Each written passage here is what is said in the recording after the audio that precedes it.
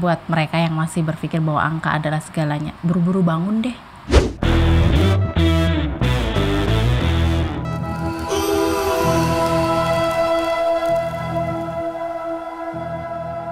Balik lagi di Grasak Grusuk Podcast, tempat di mana kalian akan selalu menemukan pembahasan yang baru, bermanfaat dengan narasumber yang berkualitas, yang pastinya akan menjadikan hidup kalian jadi nggak grasak grusuk lagi. Dan tema hari ini adalah seputar pendidikan. Dengan narasumber gue yaitu seorang praktisi pendidikan informal, yaitu Ibu Rahel. Yeay! Selamat siang menjelang sore Ibu Rahel. Selamat siang. Gue tuh udah unyu-unyu banget ya, tapi dia jawabnya selamat siang. Kita harus serius. Selamat siang Ibu Rahel. Siang Mas Arel. Gimana perjalanan dari dirimu dari Bekasi atau dari mana ya? Sebenarnya rumahku masuknya Kabupaten Bogor, tapi letaknya di Jati Asih. Oh, orang Jati Asih nyampe sini teman-teman. Perjalanan sempat terhambat kah? Karena tadi di luar sempat hujan deras. Enggak sih, lancar-lancar aja. Lancar Masuk tol, aja. keluar tol, 1 jam nyampe. 1 jam nyampe. Cepet ya? Banget. Oh ya, tadi kan gue sempat bilang bahwa ini lu gue aja kali ya? Boleh. Boleh ya. Tadi kan gue sempat bilang bahwa lu tuh seorang praktisi pendidikan informal. Maksudnya seperti apa ya? Pendidikan informal.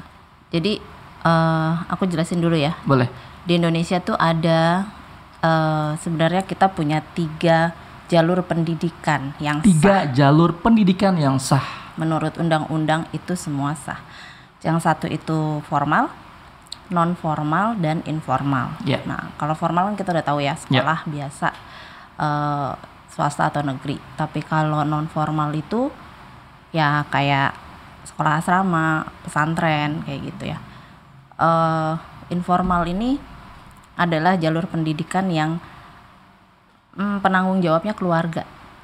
Pendidikan yang penanggung jawabnya keluarga.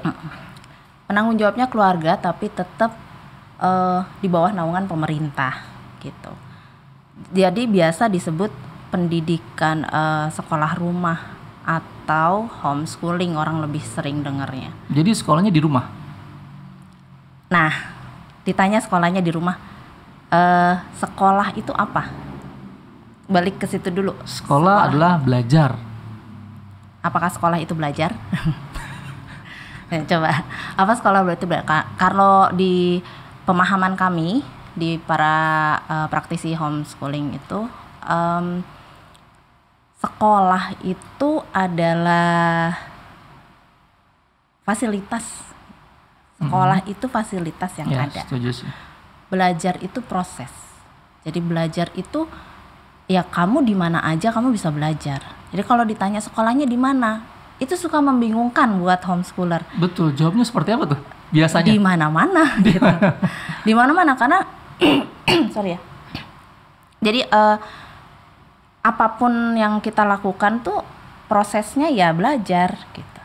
Dan kan belajar tuh bisa sampai kapan aja kan. Belajar tuh nggak ada batasan. Nggak ada batasnya sampai umur berapa gitu. Tapi sekolah itu kan ada, ya kan? Ya sekolah, kita sebut sekolah dari pendidikan anak usia dini sampai jenjang doktoral, ya kan? Tapi kalau belajar pun udah jadi dokter masih belajar nggak sih? Gitu. Iya. Masih terus pasti ada sesuatu hal yang baru kan? Karena dunia aktif dan dinamis itu jalan terus gitu. Tapi untuk homeschooling sendiri itu berlaku dari TK sampai univ atau ada jenjang-jenjangnya? Homeschooling itu karena pendidikan berbasis keluarga itu ditentukan sama keluarganya sendiri gitu. Jadi kalau dalam kasus keluargaku ya, anakku, aku punya 2 anak umurnya 14 tahun dan yang satu menuju 11 tahun Desember nanti. Mereka sama sekali tidak pernah sekolah. Yang 14 tahun ini pernah sekolah TK. Cuma TK aja, itu pun karena dia terpaksa. Bukan terpaksa, dia di lingkungan kita kan semua sekolah ya.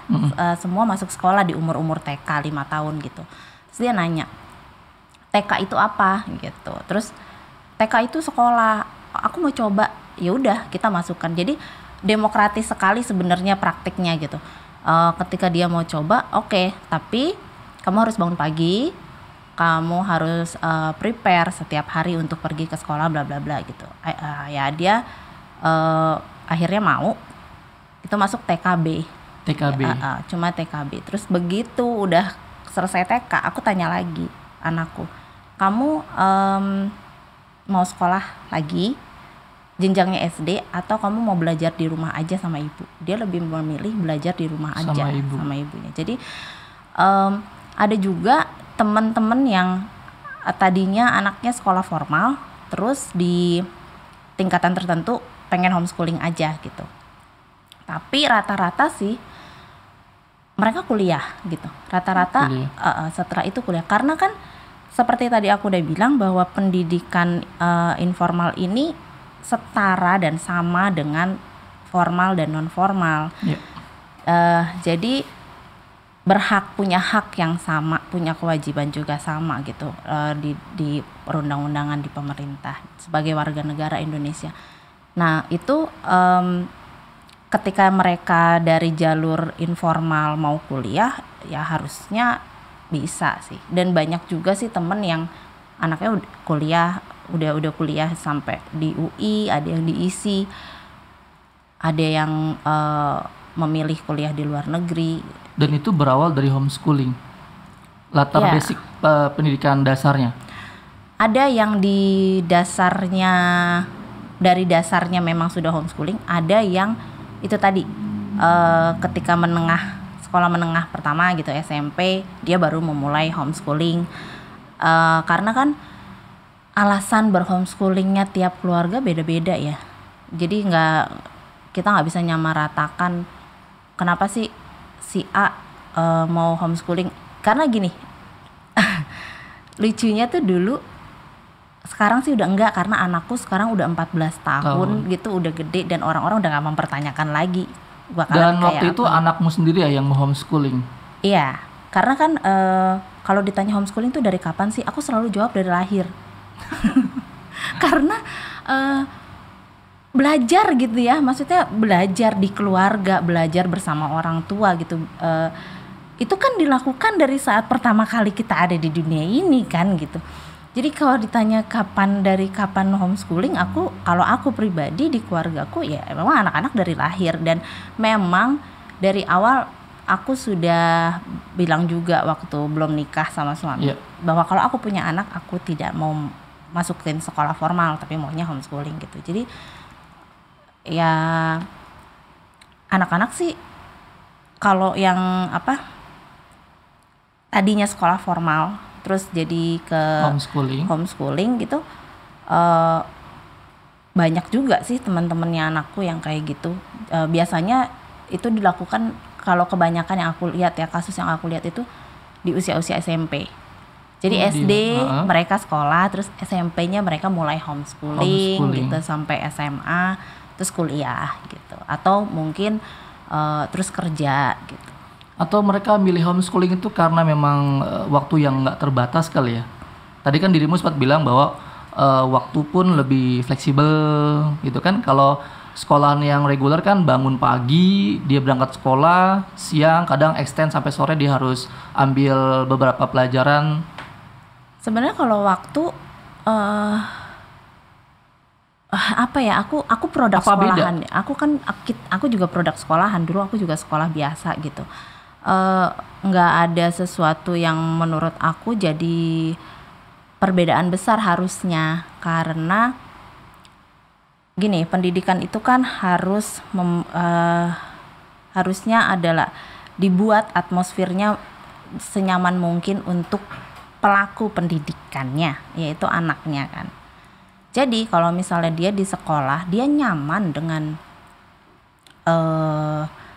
pergi pagi, berangkat sekolah sampai siang, terus masih ada pendalaman materi, masih ada les dari guru, masih bla bla bla segala macam sampai malam atau sampai sore gitu. Dia nyaman, it's okay gitu.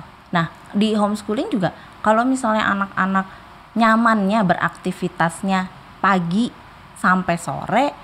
Untuk aktivitas akademis mereka bisa tentukan waktu nyamannya mereka kapan aja kan nggak ada masalah. Nggak ada gitu. masalah ya. Kayak anakku dulu waktu nyaman buat dia belajar akademis gitu ya, pelajaran akademis itu di pagi hari. Tapi kesini dia lebih seneng malam gitu, karena kalau di rumah kan ya, kalau di keluargaku itu fokusnya bukan hanya akademis, tapi semua tuh harus jalan. Karakternya juga harus dibangun, fisik, secara istilahnya kesehatan fisik dan mental itu juga harus dibangun, berjalan bersamaan dengan akademis. Karena itu di rumah kita punya aturan-aturan sendiri yang mungkin terlihat aneh gitu di luar. Anakku cowok dua-duanya, tapi semua mereka lakukan. Ya masak, ya bersih-bersih rumah, ya cuci baju, urus setrika baju, urus binatang peliharaannya gitu. Ya dan itu sambil belajar. Buat mereka itu proses belajar. Jadi kita sebagai orang tua juga harus paham ketika kita berikan aturan ini nih, aturannya ini nih mengandung apa gitu. Jadi kita selalu kayak gitu. Nah kebetulan sebenarnya gini, dari kalau pelajaran akademis mereka punya waktu sendiri. Jadi aku susun schedule aku deh. Aku punya mau belajar akademis dari jam sekian sampai jam sekian, dan setiap hari aku mau belajar apa aja itu mereka ngatur sendiri gitu, sesuai dengan minatnya mereka. Tapi kita juga harus kasih tahu ke mereka supaya mereka nggak senang-senang sendiri aja gitu ya istilahnya. Semua disiplin ilmu itu pasti akan ada kaitannya gitu. Jadi ketika dibangun dari awal bahwa keperluan belajarnya itu sudah dapet gitu, terus nyamannya mereka, stylenya mereka juga udah dapet gitu kan, itu lebih berjalan lebih mudah. Contoh real deh untuk yang proses pandemi ini, kan banyak banget nih anak sekolah yang dirumahkan dan sekarang dia dari offline ke online. Itu yang pusing rata-rata orang tuanya. Anak gue yang ulangan, gue yang pusing. Tapi itu sebelum online juga begitu sih. Tapi untuk di homeschooling sendiri apakah itu sempat terjadi? Kalau dirimu sebagai praktisi pernah nggak mengalami hal yang aduh gue stres nih? Kalau di rumahku karena memang anak yang pertama dia nyaman dengan kurikulum yang dipakai di Amerika, karena background dari kecilnya kan dia bahasanya juga bahasa ibunya juga bahasa Inggris gitu. Jadi dia lebih nyaman dengan itu. Nah kebetulan itu kan bisa didapatkan online. Jadi dia dari kelas 1 sampai sekarang jenjang, kalau sekolah umum dia kelas 3 SMP itu dia masih tetap pakai itu. Nah namanya up and down sih pasti ada ya bisa gitu. Pasti aku juga ngerasa ini mau ngapain aja sih kamu tuh gini-gini aja gitu. Padahal sih sebenarnya itu karena kekhawatiran kita aja. Sebenarnya dia juga udah loh, aku emang orang kadang gini, anak-anak suka gini, emang orang tua tuh maunya apa sih gitu. Aku udah belajar, aku udah ini, dibilangnya nggak belajar juga gitu. Jadi pemahaman anak dengan orang tua tuh harusnya disamakan dulu kan gitu, supaya anaknya juga nggak stres, orang tuanya satu juga frekuensi ya. Iya gitu. Nah kalau aku ngelihat kebanyakan orang-orang yang stres itu kan karena mereka mikirnya bahwa kalau akademisnya jelek, bahwa kalau nilainya nggak bagus, bahwa kalau anaknya ada kekurangan di satu bidang, dunia tuh runtuh gitu. Betul. Jadi kalau gue bisa simpulin sih, orang-orang tua di luar sana itu angka is prestasi yang paling nomor 1. Sedangkan kan ketika dia keluar dari sekolah, angka itu nggak berbicara, men. Iya. Skill yang berbicara. Nah itu makanya di rumah semua diajarin. Jadi dulu waktu pertama kali aku bilang kamu harus nyapu rumah. Jadi kita bagi tugas. Anakku yang besar nyapu ngepel, anakku yang kecil cuci piring gitu, bersihin kamar atau apa gitu. Itu bagian dari homeschooling. Ya, kalau dibilang Tapi itu kalau bicara homeschooling, program sama kurikulumnya itu seperti apa? Jelas nggak sih? ya itu kan customize tergantung kebutuhan keluarganya. Nah, aku cuma bisa ngomong di sini mewakili keluargaku. Aku nggak berani ngomong mewakili keluarga orang lain ya. Tapi gini, kalau di keluargaku, karena aku ingin anak yang punya karakter yang baik, nggak cuma di dalam rumah tapi bisa juga di luar rumah. Berarti sekolahan yang reguler tuh membuat karakter yang nggak baik dong? Sebenarnya semua bisa dibilang kembali kepada keluarga lagi ya. Karakter yang baik, gue pengen nih anak gue punya karakter baik, tapi gue di dalam rumah juga nggak berkarakter baik. Lo mau sekolah di yang sebulan harganya 50 juta pun anak lo nggak akan berkarakter baik gitu. Jadi kalau menurut gue homeschooling ini sebenarnya bukan cuma pendidikan untuk anak-anak, tapi pendidikan untuk seluruh keluarga. Karena ketika gue berpikir gue pengen punya anak yang karakter baik tuh menurut gue kayak apa sih? Menurut gue anak gue tuh, apalagi anak sebenarnya nggak boleh ngomong gender ya, tapi di Asia gitu kan, kita sebagai orang Asia, laki-laki itu kan wah gitu ya segalanya. Cuman gue mikir begini, gue pengen punya anak yang punya tanggung jawab,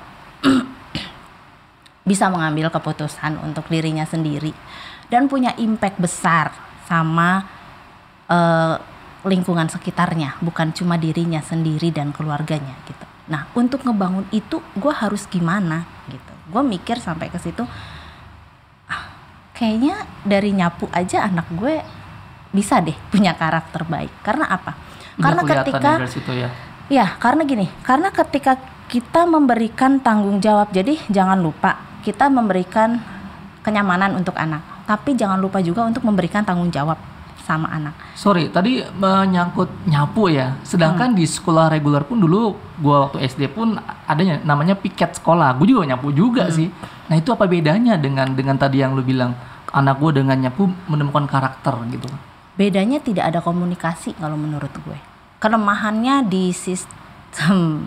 Gue jadi ngomong kelemahan ya. Sebenarnya bukan kelemahan sih, tapi maksudnya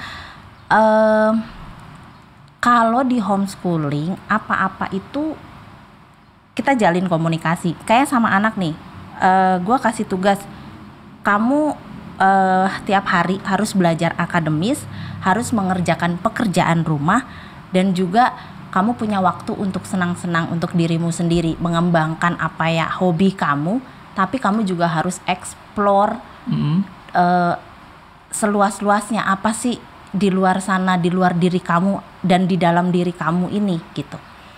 Ya, dari nyapu itu tadi ya, dari kamu punya tanggung jawab yang seperti itu, otomatis lo bangun pagi lo harus udah tahu nih, gue harus ngapain nih hari ini, gue punya planning apa.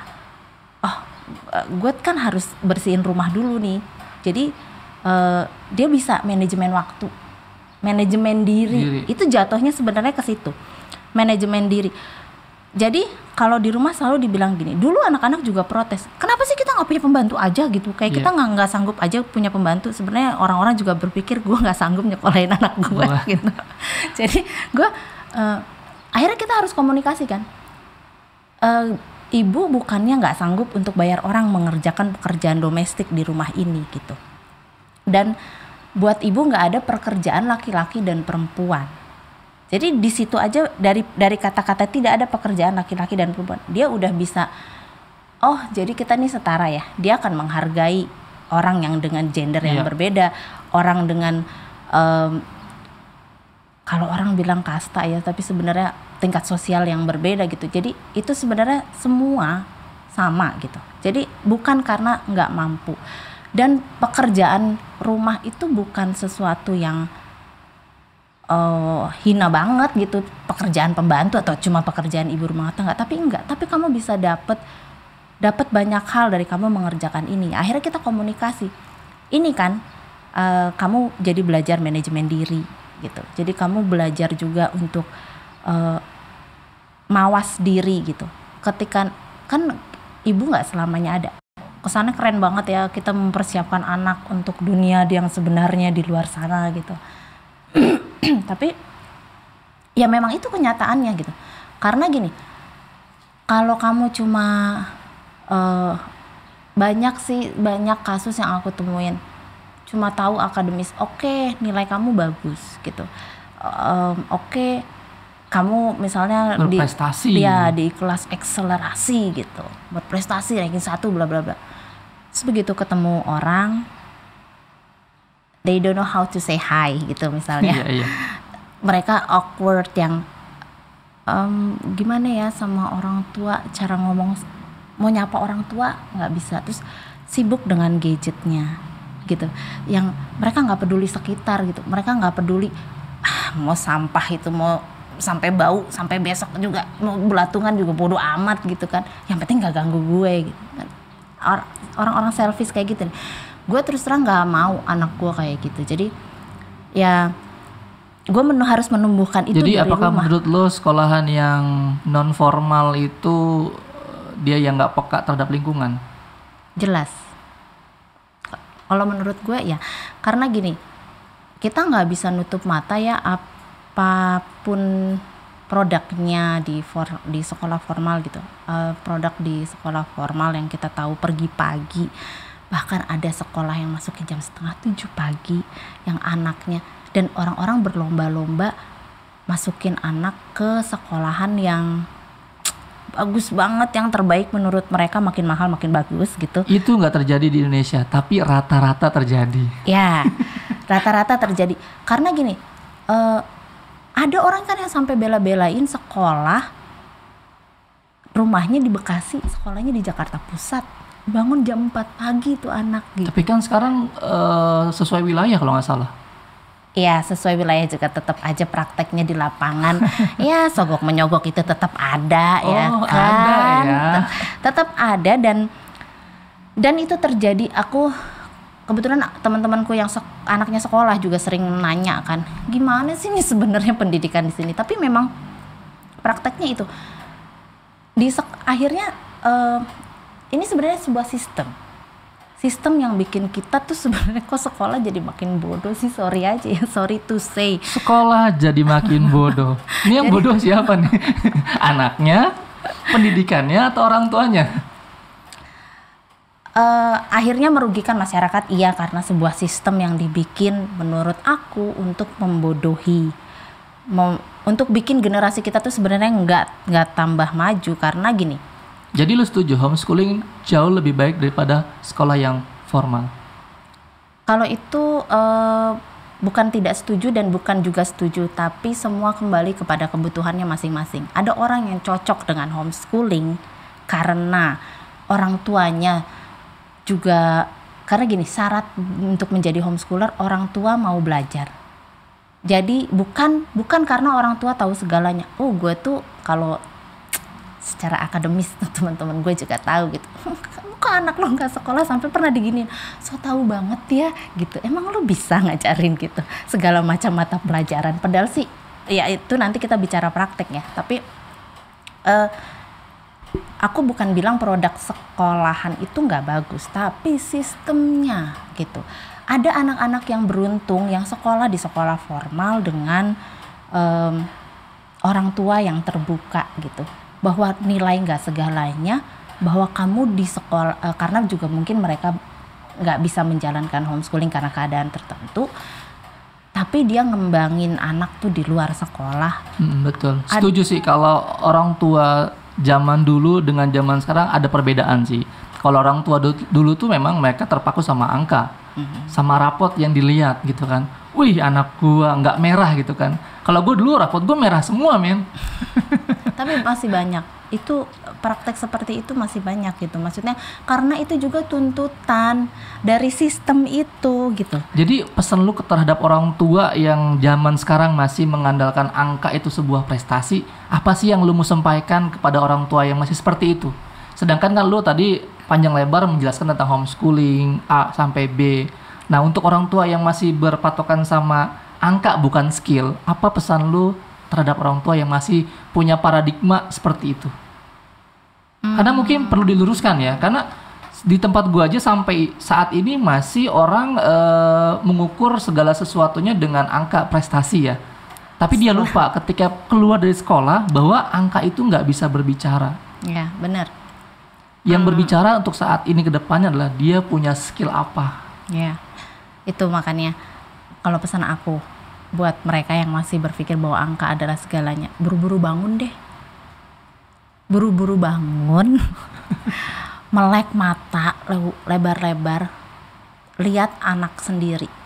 Lihat nih, apa aku membuat anakku menjadi manusia atau aku membuat anakku jadi robot? Nah kan, Gitu. kalian Pak orang tua pilih anaknya jadi manusia atau robot? Rahel. Nah, terkait dari homeschooling itu sebenarnya ada gurunya nggak sih? Atau kita sebagai orang tua jadi gurunya? Kalau dibilang homeschooling tuh ada gurunya nggak ya? Kita sebagai homeschooler rata-rata pasti akan bilang bahwa semua adalah guru kita. Semua adalah guru. Jadi setiap orang yang ditemui adalah guru. Guru itu apa sih? Pertanyaannya, homeschooling itu ada gurunya atau enggak? Misalkan kayak sekolah private kan itu manggil guru ya. Ya. Itu sama nggak sih dengan homeschooling? Nah itu tadi kembali ke kebutuhannya masing-masing lagi. Kalau orang tua merasa anakku butuh tutor lain selain aku, silahkan gitu. Anakku butuh masuk les apa gitu ya, silahkan gitu. Tapi kalau misalnya bisa dihandle sendiri, silahkan handle sendiri gitu. Jadi itu tadi karena enak banget, fleksibel, customize gitu. Yang perlu diingat, homeschooling itu adalah jalur pendidikan informal di mana yang sudah diakui ya. Ya itu sah di oleh pemerintah. Ya ada undang-undangnya juga, bisa dibaca di Undang-Undang nomor 20 Sisdiknas ya, Undang-Undang Sisdiknas nomor 20 itu mengenai jalur pendidikan itu tadi. Di situ ada di poin 13 kalau aku nggak salah itu dituliskan bahwa jalur pendidikan informal adalah jalur yang sah dan penanggung jawabnya adalah keluarga. Nah, ingat itu adalah penanggung jawabnya adalah keluarga. Jadi kalau kamu ngeluarin anak dari sekolah formal terus masukin ke sebuah lembaga atau ruko yang ada tulisannya homeschooling bla bla bla gitu. Ada mereknya tuh, homeschooling A, B, C. Itu bukan homeschooling. Oh, itu bukan homeschooling. Ini sebagai pengetahuan juga ya buat kalian, seperti Ibu Rahel bilang, kalau ada ruko atau bangunan tinggi, di situ ada tulisannya homeschooling, itu bukan termasuk homeschooling ya. Lalu itu sekolahan apa? Ruko schooling. Ruko schooling. Flexi school sih sebenarnya. Kita menyebutnya biasa flexi school karena itu jatuhnya adalah lembaga pendidikan non formal. Nah, bimbel itu pendidikan non formal. Kalau informal itu ya bersama keluarga gitu. Nah, berarti secara nggak langsung, sorry gue potong, itu si keluarga itu bikin program sama kurikulum? Ya. Bikin sendiri tuh? Ada yang meng-create-nya sendiri, ada yang aku mau ikutin program atau kurikulumnya sekolah formal dibawa ke rumah. Kalau sanggup silakan gitu. Tapi ya itu tadi karena customize banget, itu sesuai dengan kebutuhan dan goal keluarganya dan goal anaknya sendiri.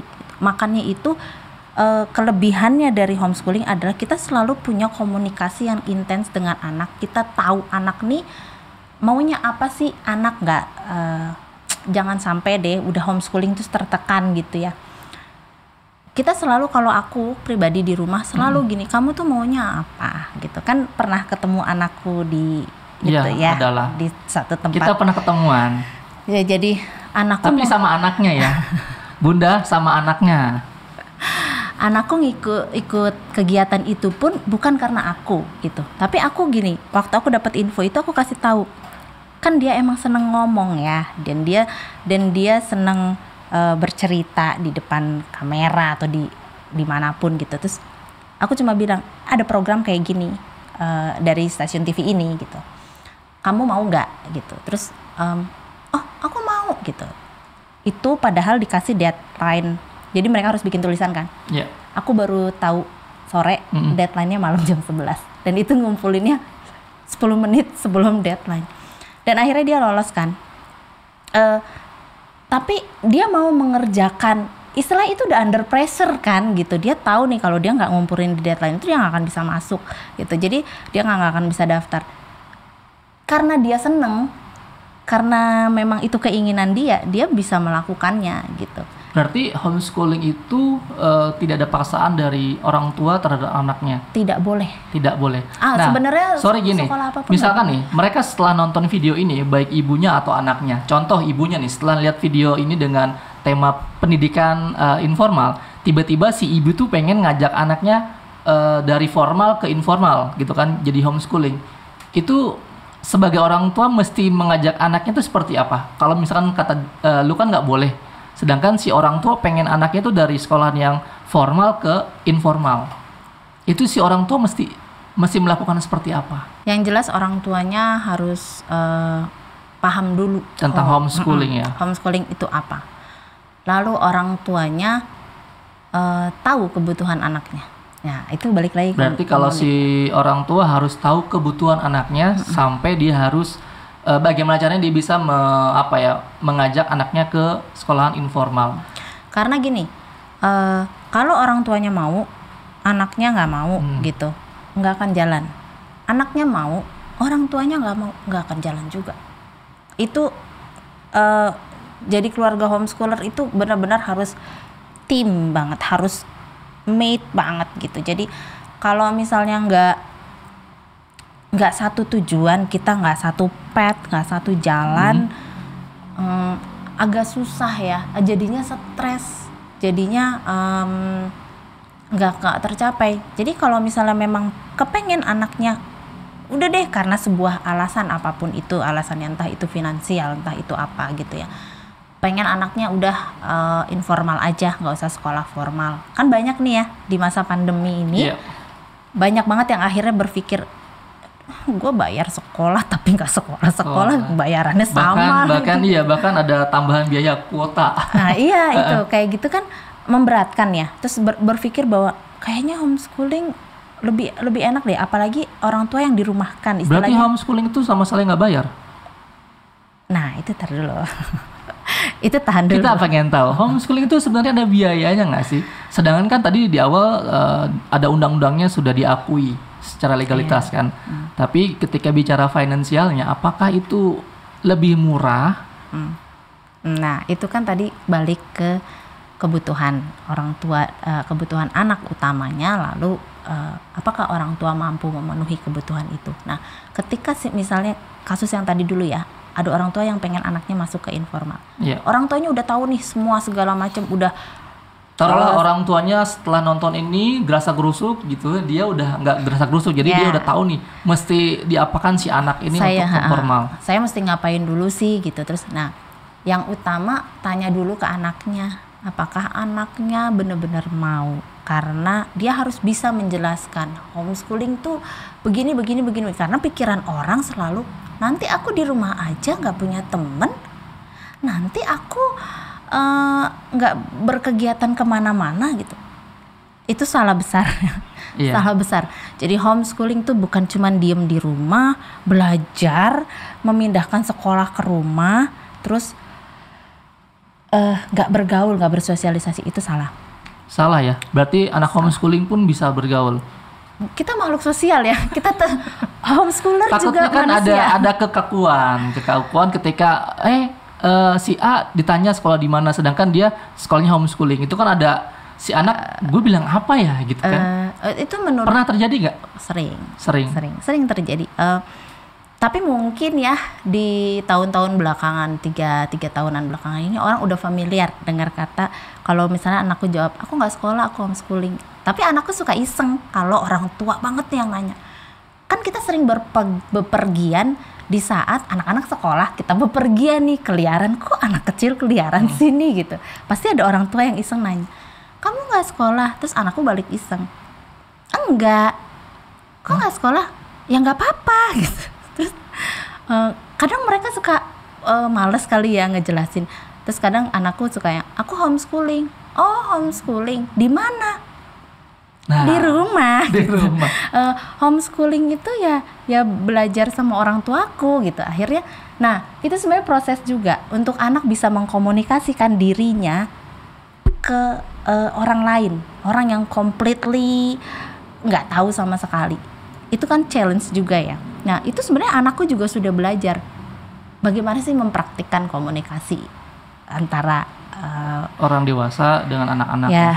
Terus kalau enaknya di homeschooling juga kan kita nggak punya kelas ya, nggak ada kelas 1 isinya anak umur 7 tahun semua.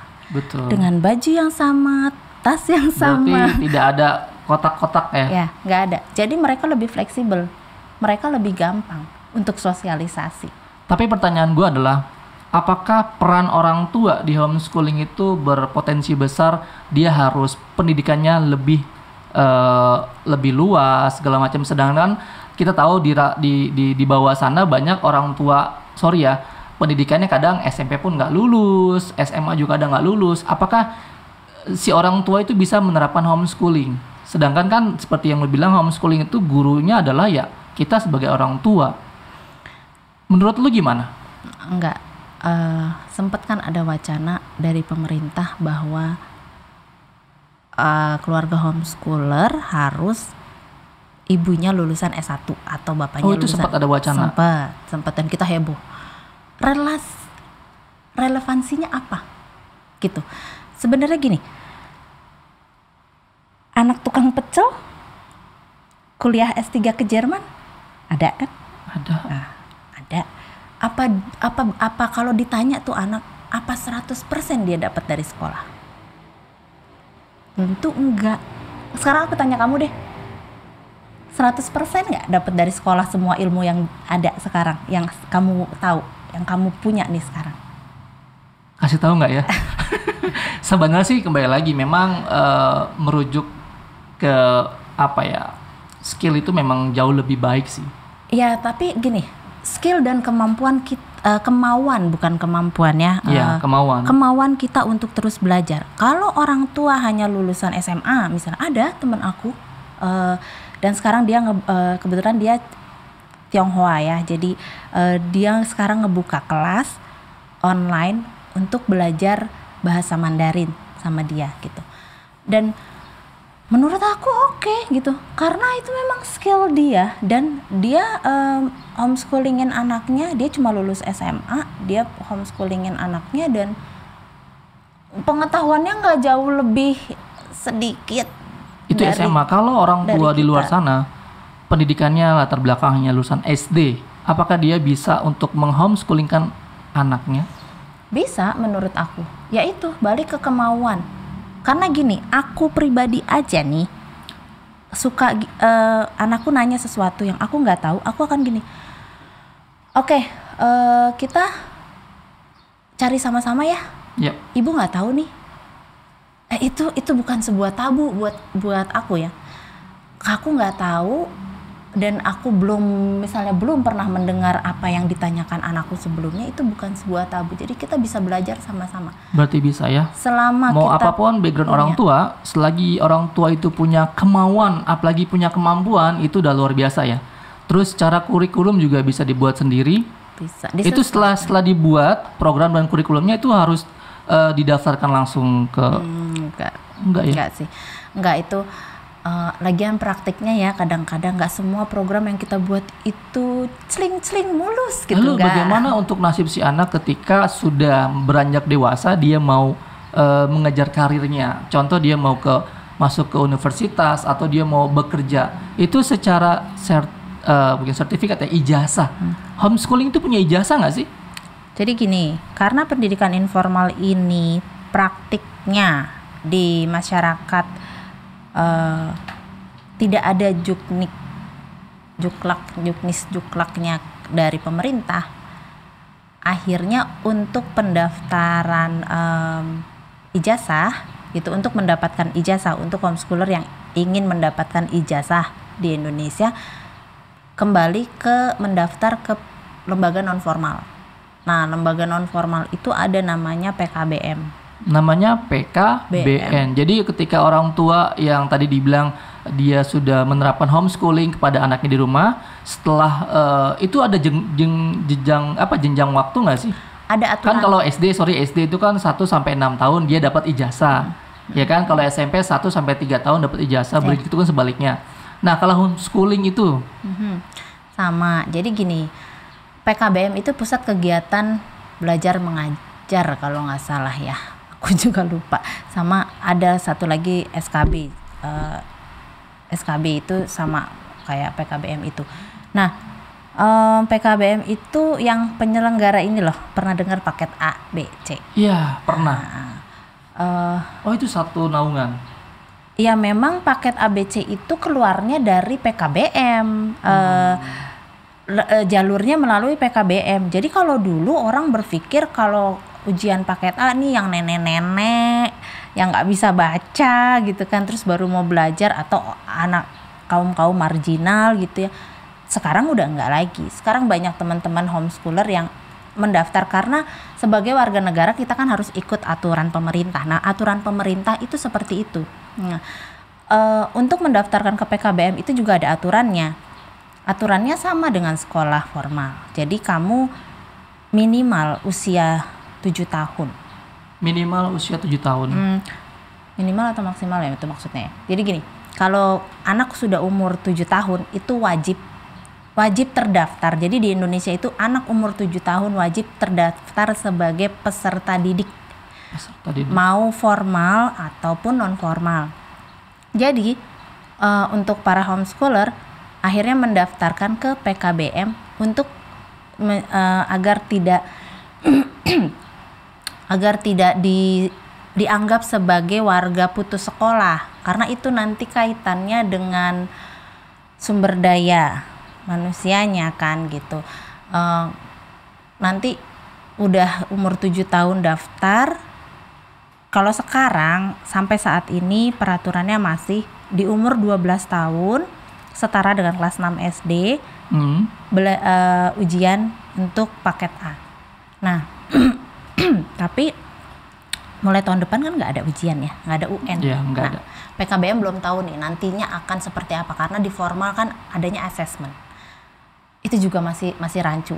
Nah, untuk dari paket A ke paket B itu setara SMP. Paket A itu SD, paket B itu SMP, paket C itu SMA. Nah, dari paket A ke paket B itu sampai saat ini aturannya masih 3 tahun setelah kamu ujian paket A. Jadi kayak anakku dia 2 tahun lalu ujian paket A yang besar tuh. Nah, tahun depan dia ujian paket B. Kalau lewat umurnya nggak masalah, kalau lewat tenggang waktunya nggak masalah. Tapi kalau lebih cepat nggak bisa. Nggak bisa. Begitu juga dari paket B ke paket C, gitu. Nah, kamu nggak akan punya ijazah paket C kalau kamu nggak punya ijazah paket B, dan kamu nggak punya ijazah paket B kalau kamu nggak punya paket A. Jadi memang. Berarti secara kesimpulan homeschooling itu punya ijazahnya ya, yang melalui didaftarkan dulu ya. Iya, kita harus mendaftar sebagai peserta didik dulu, dan aturannya itu umur 7 tahun itu wajib. Nah, mungkin buat ibu-ibu di luar sana atau anak-anak di luar sana, jika kalian ingin mengetahui lebih lanjut homeschooling, kalau nggak salah Ibu Rahel ini punya komunitas namanya Oma Sindo ya. Mungkin buat kalian yang pengen tahu lebih dalam homeschooling, kalian bisa follow ya, ada IG-nya ya. Ada IG-nya. IG-nya sama Oma Sindo. Oma Sindo, @Oma Sindo ya. Nah, IG-nya tuh @Oma Sindo, ada di bawah sini ya. Jadi kalian di situ bisa diskusi masalah homeschooling lebih dalam lagi ya. Ya, boleh sih tanya-tanya DM. Mungkin cuman, bisa DM-an lah ya. Kalau Oma Sindo tuh IG-nya sebenarnya isinya hanya kegiatan-kegiatannya aja. Jadi apa sih yang kita lakukan gitu. Kalau seputar informasi mengenai homeschoolingnya, silahkan aja bertanya di DM gitu. Tapi aku memang tidak, itu bukan komunitas yang, sebenarnya itu komunitas belajar ya, jadi tidak khusus homeschooler gitu. Tapi kalau misalkan ada DM yang secara personal pengen tahu lebih lanjut tentang homeschooling, lu bakal bisa servis mereka untuk A sampai Z jawabnya. Dan kalau mau tahu juga lebih enak tuh baca, ada web. Jadi kita homeschooler se-Indonesia punya organisasi yang legal, itu namanya Perkumpulan Homeschooler Indonesia. Jadi bisa baca di situ webnya phi.or.id. Nah, itu di situ lengkap info-info mengenai homeschooling. Dan secara personal lu siapkan ketika ada penonton yang langsung nanya ke lu DM tentang homeschooling. Boleh, jelas. Mungkin gue nggak bisa cantumin WA-nya ya, tapi nanti kalian bisa DM aja di WhatsApp, di Instagramnya. Terakhir beberapa pertanyaan lu harus jawab singkat ya. Menurut lu pendidikan di Indonesia saat ini seperti apa? Singkat. Kacau. Yang kedua, menurut lu pendidikan homeschooling yang ada di Indonesia saat ini seperti apa? Karena kan banyak juga belum tahu nih. Ya, baru berkembang. Kalau pendidikannya, maksudnya gimana ya? Aku pertanyaannya agak ambigu ya. Pendidikan homeschooling. Jadi menurut lo di Indonesia homeschooling itu seperti apa sih? Aman dan saat ini berkembang sih menurut aku. Aman dan berkembang. Satu lagi, lebih baik homeschooling atau sekolah formal? Untuk sampai saat ini lebih baik homeschooling. Buat saya ya, gak tahu kalau sesuaikan aja kebutuhannya, karena ada orang yang tidak cocok untuk berhomeschooling, ada orang yang lebih cocok untuk masuk di lembaga formal ataupun non formal. Jadi jangan memaksakan diri, jangan ikut tren gitu. Terakhir, boleh Ibu Rahel kasih kata-kata motivasi untuk ibu-ibu di luar sana atau anak-anak di luar sana. Apapun itu, yang penting maknanya itu memotivasi atau ada edukasinya. Buat seluruh keluarga aja sih ya. Aku lebih ke sana aja, untuk seluruh keluarga. Bahagia hidup itu cuma sekali gitu. Hidup itu cuma sekali, dan jangan sia-siakan anak-anak yang harusnya bahagia menjadi dirinya sendiri, harusnya bahagia menempuh caranya untuk belajar. Aktifkan komunikasi antara keluarga, terutama dengan anak-anak, supaya nggak banyak lagi orang-orang curang nantinya, koruptor gitu ya. Jadi demi untuk Indonesia, demi untuk masa depan yang lebih baik, kita dari keluarga itu harus apa ya, mau berubah untuk punya generasi yang lebih baik. Karena yang ada sekarang ini adalah generasi yang kemarin yang salah arah gitu.